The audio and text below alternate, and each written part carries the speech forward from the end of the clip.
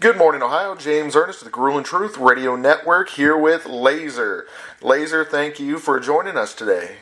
Thank you, buddy. Thank you for having me on. So what sports did you play when you were growing up? Baseball, football, normal South Georgia sports most kids played when they were growing up. What's your earliest memory of professional wrestling? 1986, I watched the scaffold match between the Road Warriors and the Midnight Express where Jimmy Cornette fell off the scaffold. Nice. We had him on the show once. He's an interesting fella. Jim? Yeah. Yes, yeah, he is. Yeah, he's, oh my gosh, he's been through so much in the wrestling industry and has opinions on everything and F-bombs on everything. Very, very knowledgeable fella. I like listening to him. I listen to him a lot. You know, you don't have to always agree. Oh, definitely. Agree with everything he says, but he's very knowledgeable when it comes to the wrestling business, and I put a lot of stock in that. Oh, I agree with you 100%. So, who trained you? Well, Micah Taylor is a big part of my training.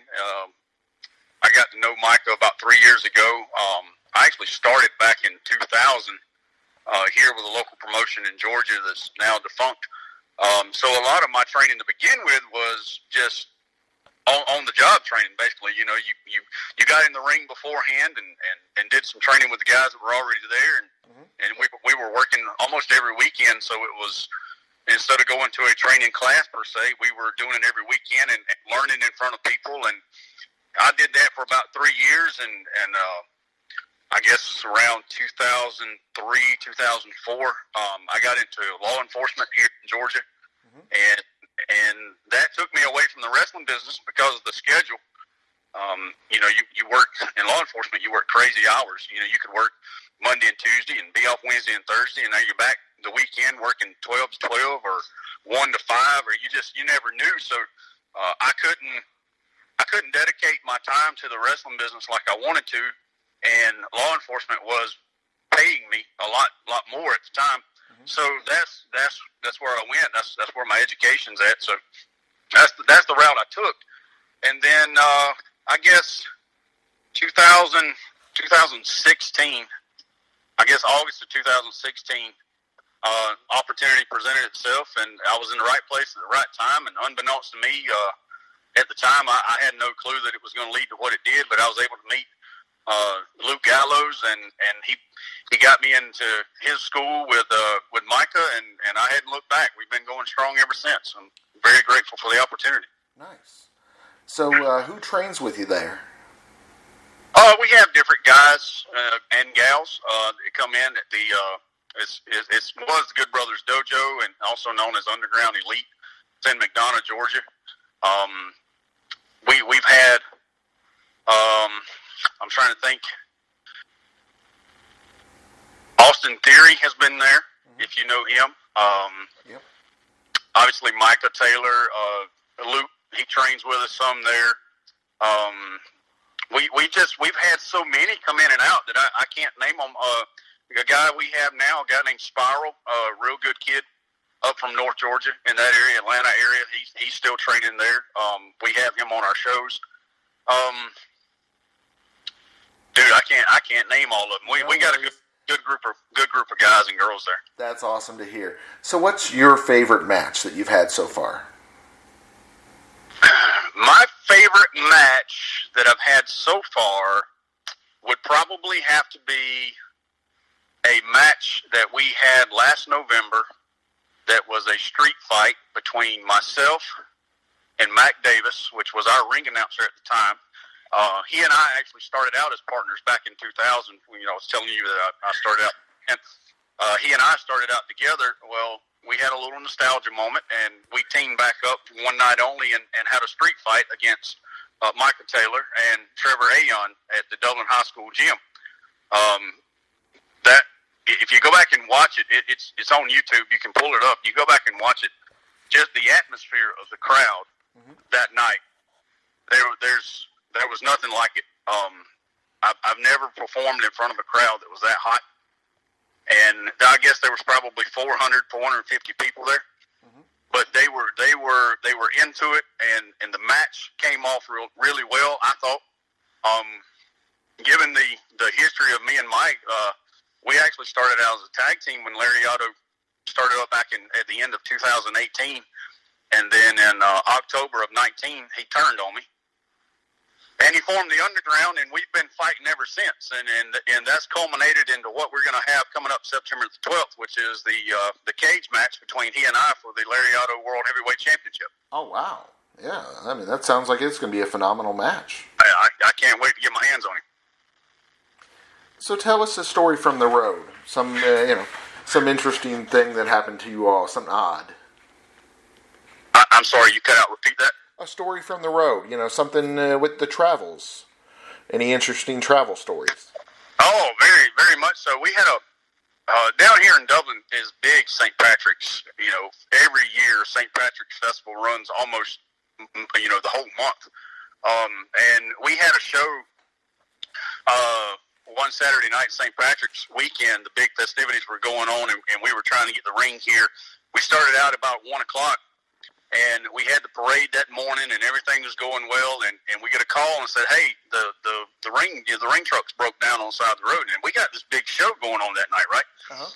So we're like, "Okay." So come to find out, it was a flat tire blowout. Okay, got it. Well, we get that fixed, get a tire to them, and 10 minutes later they call them back. "Hey, another one's blown out." Well, to make a long story short, we got 4 tires on this trailer, and every one of them blew out. Oh, damn. The same trip. Oh, shit.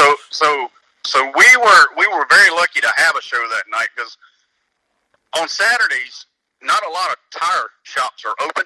Exactly. So we were very fortunate enough to have a local Tractor Supply here that actually had the tires we needed in stock, and we were able to get tires and get it on there and nurse it down here. We had the show, and actually left the trailer here. Got it fixed like it was needed to be, and we moved on. But that was scary, because we had promoted a big show that night, and Scott Steiner was actually on that show. Oh, nice. Yeah, and to get that call, "Hey, we got a blowout." Okay, I can kind of deal with that. But then 10 minutes later, "Hey, I got another one." Wait a minute, what? Yeah. So, and then to have all 4 go in a hour and a half trip, that was touch and go, because there wasn't. You don't just pick up the phone and call, "Hey, I need another ring over here right now." That doesn't happen. Oh, I know what you mean. Yeah, I was going to say, dealing with MMA and boxing and wrestling over the years, it can be rough. And at the last minute, having to call somebody up and say, "Hey, we don't have any gloves, or we don't have a ring." I mean, just wow. Yeah, it can be rough. Yeah, it was. With the promotion that we had that particular night, we had handed out almost 2,000 flyers at the parade. "Hey, we're having this here. Come out." We were papering the town, trying to build this thing up really big, and then get the call that, "Oh, we might not have a ring. Oh, we got a problem." So now we're going from promote the show to how do we get this ring here? Now we're looking for box trucks. We're looking for extra trailers. We're looking for extra people to move from one to the other. Whatever we need to do. I actually went so far as to call one of my local tow truck guys and said, "Look, this is what we have, and we may have to depend on you to get this thing here. Is that a possibility?" And he said, "Yeah." I'm the type of guy, I like to have a plan A, B, and C if needed, and possibly a D. Mm-hmm. So I was in the C and D category, and we were jumping to E, and I didn't really have anything for E, so it was touch and go, but we made it, and actually had a very successful show that night. It actually led into a world title match for myself that next show in April, which would probably be my second favorite match, where I won the world title for the first time. And I say that because a lot of people would tell you that when they win the world title, that's their favorite match, and it's up there. Don't get me wrong, but until you had to be at the street fight to understand what I'm talking about when I say the match flow was great. The crowd was just overly energetic. I mean, it was awesome. That I would do that match every night for a year if I win, lose, or draw. It doesn't matter, Nice. So, what is your dream match? If you could, anybody. If I could wrestle anyone one-on-one right now at this point in my career, realistically, I would have to say I would love to get in the ring with Gallows. You know, he's the one that kind of got me back into it. He's given me every opportunity. You know, he's like a brother to me. But if the opportunity presented itself, he would be the one that I'd have to get in the ring with. Nice. What's the best thing about wrestling currently? Currently? Wow. I guess the fact that we kind of get to reset, realize what's really important. You know, from being in law enforcement, a lot of times people don't realize that law enforcement and pro wrestling kind of go hand in hand as far as philosophy and the way things are structured. And, you know, you have a chain of command and you have reality based stuff going on all the time. Until you've been on both sides, it's hard to understand. But if you're ever in, you know, both sides, and I know some guys that are in the business that were cops or have become cops or, you know, vice versa, and they'll tell you the same thing. At this point, it's almost like we want to be able to go out and give the fans 100%, whether there's 10 there or whether there's 1,000 there.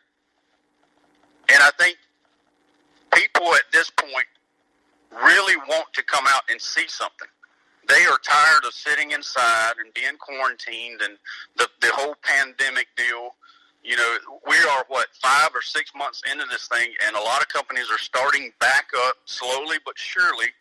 And I can tell you, based on our show that we had on the 22nd in Forsyth, which was, 1, our first show back in 8 months, and 2, our first show ever in that town, we drew almost 200 people in a pandemic.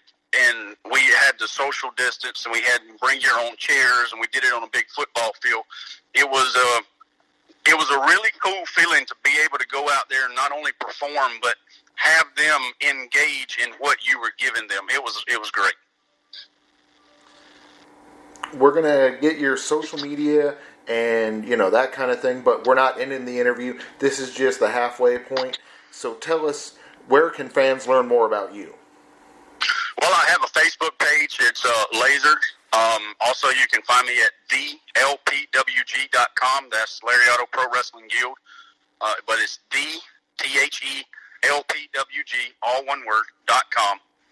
You can go on there, find out anything you want about our upcoming events, some, you know, stuff we've done in the past.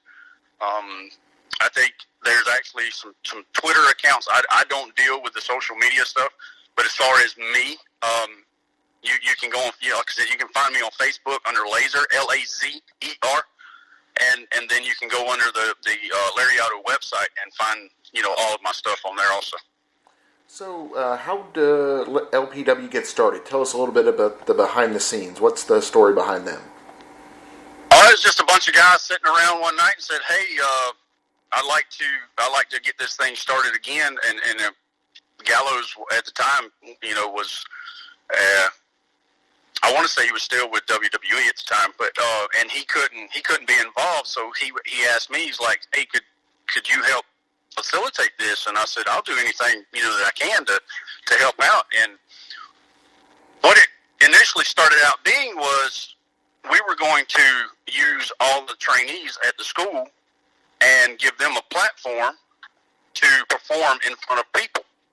In other words, it would be a training session, but it would be a live training session with people in attendance. Oh. And that's how it started out. Mm-hmm. And then it caught on fire and just started evolving, and, you know, it started picking up steam, and we just went with it. You know, we changed with the times, and people were wanting more and more, and we were giving it to them. We gave them, you know, we listened, we put out polls, we put out feelers, we put out, hey, you know, what are you looking for? And I don't know how it is in other parts of the country, but I'll tell you, here in Middle and South Georgia, people are still into the old school, what I'll call the old school NWA Crockett era wrestling. You know, the good versus evil, tell a story. You know, they're not so much into the sports entertainment side of it. They want to see what they call good old fashioned wrestling, and we try to give it to them.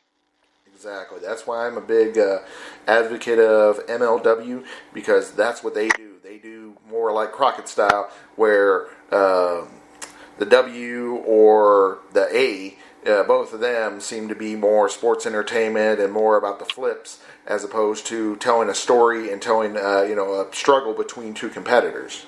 Right, and that's what we try to not really stay away from it, but we want to be the circus that gives you everything. You may have a match that has a flip or two in it. You may have a match where you have an attraction, a giant. You may have a match where it's just technical wrestling, but we try to give the fans something that everybody likes. Right, exactly. We don't want everybody running out there doing 18 flips that make no sense. You got to tell a story, and that's another part of the business that I really enjoy is the creative process. Behind the scenes, I'm the one that puts a lot of the stuff together with the help of Gallows, and he has obviously has approved everything. But I try to put something together that's very storytelling. It's a storyline based. You can follow it even from month to month. The people that come back, they can tell you from March until COVID hit. Our last show was January the 18th, but they can tell you from the summer all the way to the fall, all the way to January. They could tell you what happened and why. And that's what I like. I like people to be able to come and invest in the story, because if they invest in what you're giving them, they're coming back. And if they come back, they're probably bringing one or two more people with them. And then a lot of those people are like, I've never seen wrestling. I don't know what it's about. And then they get there, and I can't tell you how many times that I've heard, hey, I've never been to one of these, but I really loved it, and I'm coming back. That's what we want. That is awesome. Yeah, I was going to say, building this sport, I mean, that's just phenomenal to hear. So who are your current top stars in your organization? You would have, I'm not going to say myself, but I've been in the upper class of Lariato for almost a year, a little over a year. Michael Taylor, he's our champion. You have Spiral, the whole underground crew, Spiral and Trevor Ayon that has been with us up until COVID hit, like I said. You have Scotty Beach and a guy named Skrilla. They are our tag team champions. We also have a guy named Clyde Braddock. He's been a regular with us. Started out as a big monster heel and turned babyface and has been a big help to me. One of our brightest stars we have is a guy named Fry Daddy. He's our Lionheart champion. Very energetic guy. Gets the crowd into it. Probably one of my favorite performers. I really enjoy watching him. A team I'm surprised I didn't hear listed. The Koalas. Are they a part of your organization? The Koalas have not been with us yet. They are slated to come in the future. Oh, so they're new to the company. They are new to our company. Now they have been around and they have teamed together probably the past 6, 7, 8 months. They were really established before COVID hit. I think they did some stuff with the NWA, but they are starting to come into our organization. They haven't established themselves with Lariato yet, but one of the guys on that team has been with Lariato before under a different moniker, and he was our heavyweight champion for a long time. He's a good worker too. I like him a lot. Nice. So when are the big events coming up? I know there's September 5th is a huge one. Is that with Impact? Yeah, so September 5th in Sylvester, Georgia. It's actually between Tifton and Albany down in South Georgia. That's a free admission show. That's for the city of Sylvester. We will have Gallows will be there, myself, Micah Taylor, me and Mike and Scotty will be in a three-way for the heavyweight title in the main event. Let's see who else we'll have there for that particular show. Damn, you ain't even gonna say his name. Damn. Well, I had to get it pulled up here. I just wanted to mess with you, and because I wanted to say damn like Ron Simmons does. What? Well, you can't say it like him. He's the only one who says it like that. We'll have Robert Gibson there. Let me see here. I can't even begin to tell you all these people we're going to have at that show. That's going to be a good show. Oh, sounds amazing, yeah. And the nice part about it is, so obviously you said it's free for the people that are there, but the people that aren't able to make it there, our listeners, because we have listeners around the world, they're able to watch it on Impact Plus? Yes, it'll be on the Impact Plus app. We actually had our first Impact Plus taping August the 22nd in Forsyth, so I don't know when those will be actually uploaded, but it will be fairly soon. I'm assuming the next couple of weeks. But going back to this card here, I got it pulled up now. We'll have Micah Taylor as champion, myself, Mike Knox will be there, Gallows, Ron Simmons, Robert Gibson, and then our local Lariato stars, George North, Lariato Man. We got a Tracy Taylor. Mm-hmm. She'll be there wrestling. Looks like Shalondra Royal. She'll be on the card also. Big stack card that night. That's good. Francisco Ciato, if you know him. Sounds familiar. So it sounds like there's going to be, a great show. And like you said, you can watch that via Impact Wrestling, or if you happen to be down there in Georgia, you can watch it in person. Yes, we would love, if you're listening to this now, we would love to have you out in Sylvester. Like I said, it's free admission. It's 10 West Wallace Street. That's going to be Sylvester, Georgia. Start time 7 o'clock p.m. Just come out and enjoy a good show. We're going to give you a show that you don't want to miss, and we're going to give you something you want to come back and see, I assure you. Sounds great, Lazer. We've enjoyed having you on the show, but before we let you go, once again, give us your social media. Give us LPW's social media. All right, LP Lariato Pro Wrestling, you can find at thelpwg.com, thelpwg.com, and then you can find me on Facebook under Lazer, Lazer. Excellent. Thank you for joining us. Oh, thank you, buddy, for having me.